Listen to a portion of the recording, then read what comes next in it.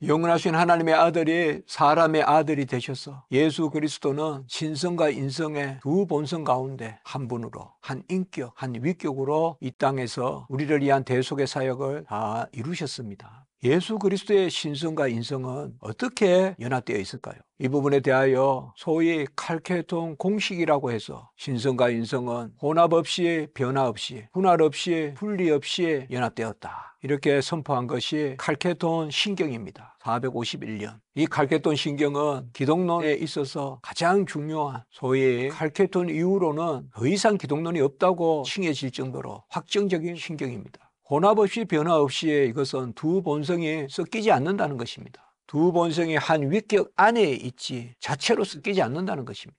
이것을 주장했다가 정죄된 사람은 유틱했습니다. 반면에 분할 없이 분리 없이는 신성과 인성이 어느 특정한 장소에 차지하고, 신성은 왼쪽에만 있다거나 인성은 오른쪽에만 있다거나 이렇게 분할도 안 되고, 신성과 인성이 서로 나눠져 있다거나 이렇게 분리도 안 된다는 것입니다. 분할과 분리를 주장했던 사람은 네스토리우스입니다. 그래서 유티케스, 네스토리우스는 모두 이단으로 정대되었습니다. 네스토리우스는 신성과 인성이 물리적으로 결합되어 있다고 보았습니다. 콩과 팥과 같이. 그러니까 신성이 어느 장소를 점하고 인성이 어느 장소를 점하고 궁극적으로 떨어져 있고, 그래서 분할되어 있고 분리되어 있다고 봤습니다. 반면에 유티케스는 신성과 인성이 화학적으로 결합되듯이, 그래서 신성과 인성이 연합하여 제3의 본성이 되었다, 이러한 아주 막말을 하는 것입니다. 칼빈은 이곳에서 유티케스와 네스토리우스를 모두 정확하게 반박하고 있습니다. 하나님과 사람으로서 연합되었으나 혼합되지 않은 두 본성, 참 신성과 참 인성, 참 하나님의 아들, 참 사람의 아들, 참 하나님, 참 사람. 우리가 참이라는 말은 사실 쓸 필요가 없습니다. 변증적일 때 쓰는 이야기입니다. 자꾸 거짓에 대한 이론들이 나타나니까 이것을 변호하기 위하여 참이라는 말을 사용하는 것이거든요.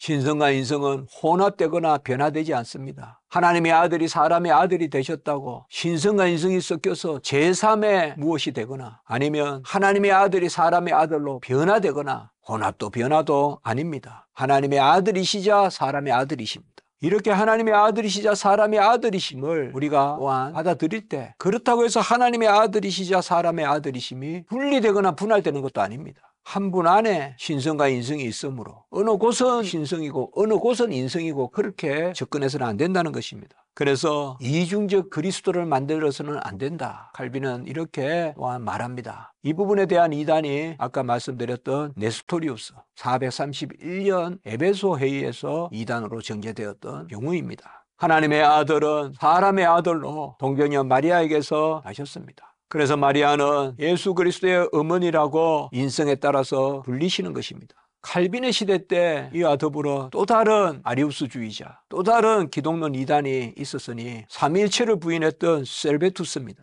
셀베투스는 예수 그리스도께서 여자의 몸에서 나셨다는 그 한 가지만으로 하나님의 아들이시다라고 성경은 말한다는 것입니다. 특별하게 낳기 때문에 그때부터 존재하는 인간 예수 그리스도. 그래서 셀베투스는 영원하신 삼위일체 하나님을 믿지 않으니까 예수 그리스도는 특별한 인간으로 다만 하나님의 아들로 불렸다는 것입니다. 언제부터? 마리아의 몸에서 형성될 때부터, 그때 비로소 하나님의 아들이 존재하기 시작했다는 것입니다. 그전에는 그저 헛것으로만, 계획으로만 있었다는 것입니다. 이 셀베투스는 삼위일체론을 거부하고 부인하고, 삼위일체론을 부인하니까 영원하신 하나님의 아들이심을 부인하고, 그러면 성경의 예수는 누구냐 이 말이에요. 특별하게 마리아에게서 성령으로 잉태된 인간일 뿐입니다. 그 특별한 인간이 언제부터 존재했느냐? 잉태 때부터 존재했다는 것입니다. 그러면 예수 그리스도는 영원하신 하나님의 아들이심이 아닙니다. 어느 때부터 존재하기 시작한 특별한 인간일 뿐입니다. 이렇게 본다면 참 하나님과 참 사람, 신성과 인성의 연합, 칼빈이 정확하게 말하고 있는 두 본성으로 한 인격이 이루어지는 위격적 연합을 부인하게 되는 것이죠. 영원한 나심으로 하나님의 아들이신 그분이 역사적 나심으로 성육신으로 사람의 아들이 되셨습니다.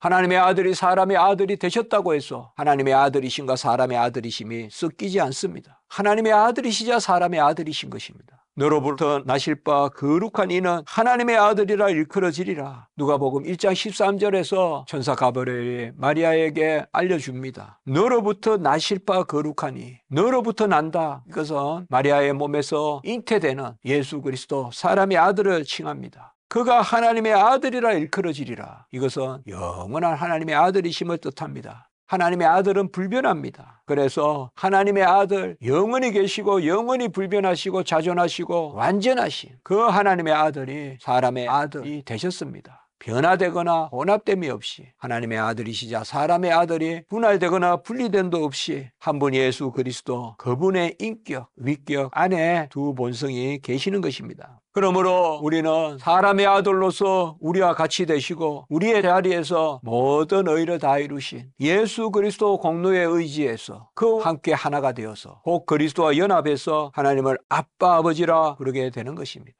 영원하신 성자 우리 예수 그리스도께서 아버지에게서 영원히 나신 하나님의 아들, 그분이 사람의 아들로 역사적으로 마리아의 몸에서 잉태되심으로 이제 탄생하시고, 그래서 그 아들이 모든 의를 이루셨기 때문에 하나님의 아버지이심이 이제 우리가 그를 아버지라 부르는 자리에 서므로 하나님의 부성이, 우리의 자녀됨이, 우리의 양자됨이 오직 예수 그리스도의 은혜로 말미암은 것입니다.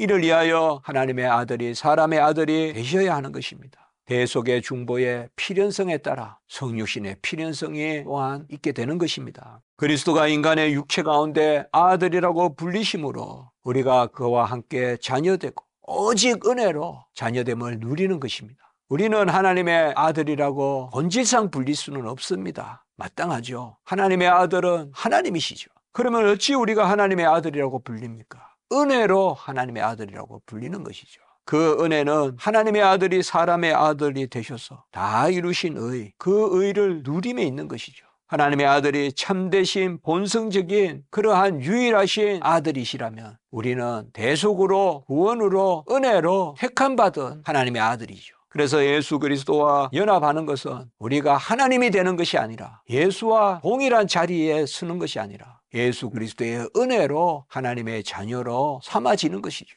그것이 의롭다 여김을 받은 하나님의 자녀 삼으심. 그래서 우리에게 양자의 영이 부여되는, 그래서 우리가 하나님을 아빠 아버지라 부르는 로마서 8장 15절, 갈라디아 4장 6절에 그 말씀이 우리에게 주어지는 것입니다. 우리는 선물로 받습니다. 은사로 받습니다. 은혜로 받습니다. 그러나 우리 주님께서는 본성적으로 자녀됨을 지니고 계신 것입니다. 그 예수 그리스도의 아들이심, 그는 영원한 하나님의 아들이심과 역사적으로 사람의 아들이심, 이 하나님의 아들이시자 사람의 아들이신 예수 그리스도를 우리가 믿는 것입니다. 예수 그리스도는 처녀에게 나시고 십자가에서 자기 자신을 희생제물로 드리셨습니다. 자신을 드리시기 위하여 이 땅에 오셨습니다. 소유를 드리신 것이라면 하늘에서 만나 매출와 같이 그냥 내려주실 것입니다. 그러나 자기 자신을 주셔야 되기 때문에 자기 자신이 사람의 아들로 오신 것입니다. 혈통으로는 다윗에게 나시고 능력으로는 하나님의 아들로 선포되셨습니다. 혈통으로는 죽으심으로 다윗의 자손이라 칭하시고, 이제 그 죽음을 이기심으로 능력으로는 하나님의 아들이라고 칭하십니다. 그는 하나님의 아들이시자 사람의 아들이십니다. 육신의 약하심으로는 고난당하셨으나 영의 능력으로는 부활하셨다고 성경은 전하고 있습니다. 참 하나님이시자 참 사람이시므로 사람의 아들로서는, 다윗의 아들로서는 죽으셨고 하나님의 아들로서는 죽음을 이기셨습니다. 그래서 그의 죽으심이 생명의 길이 된 것입니다. 그의 죽으심이 사망을 죽이는 것이 되었습니다. 사망을 죽이는 죽음, 죽음을 죽이시는 죽음을 죽으신 것입니다.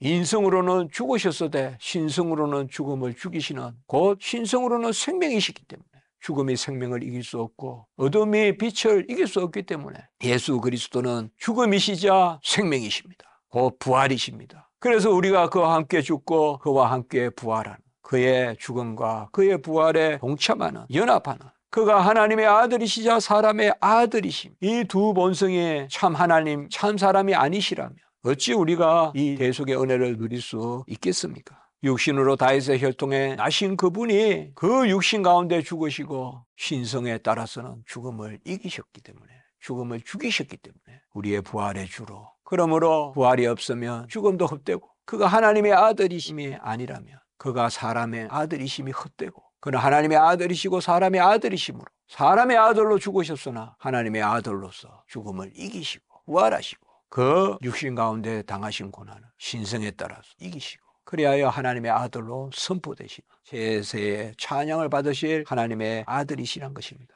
예수 그리스도는 생명의 말씀이십니다. 그리스도는 하나님의 아들로 영원하십니다. 그가 마리아의 몸에 자궁의 생명의 시작부터 영혼과 육체로 계시는 그때에도 그분은 하나님의 아들이십니다. 그래서 칼빈은 그리스도는 하나님의 아들로서 심지어 자궁에서부터 육체에 따라서 이러한 얼등함으로 장식되셨다라고 이렇게 말하고 있습니다. 그분은 인성에 따라서는 너무나 미비하게 존재하시는 생명의 시작, 그때에도 이미 우리가 지난번에 보았듯이 태초와 다름없이 만물을 채우시면서 그 만물을 채우시는, 그 세상을 채우시는 분이 마리아의 몸에 잉태되시고 그리고 세상을 다니시고 십자가에 달리셨도다.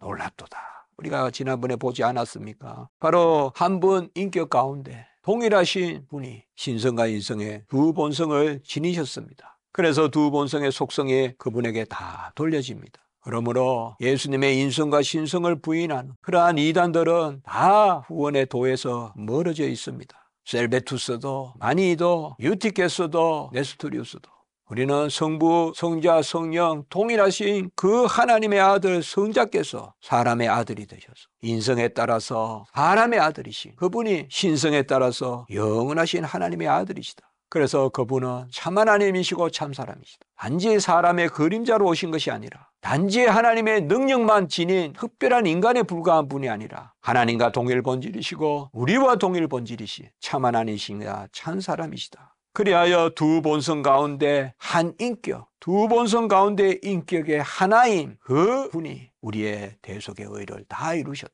인성에 따라 자기 자신을 주시고 신성에 따라 자기 자신을 주신 그 의를 우리 것 삼아 주셨다.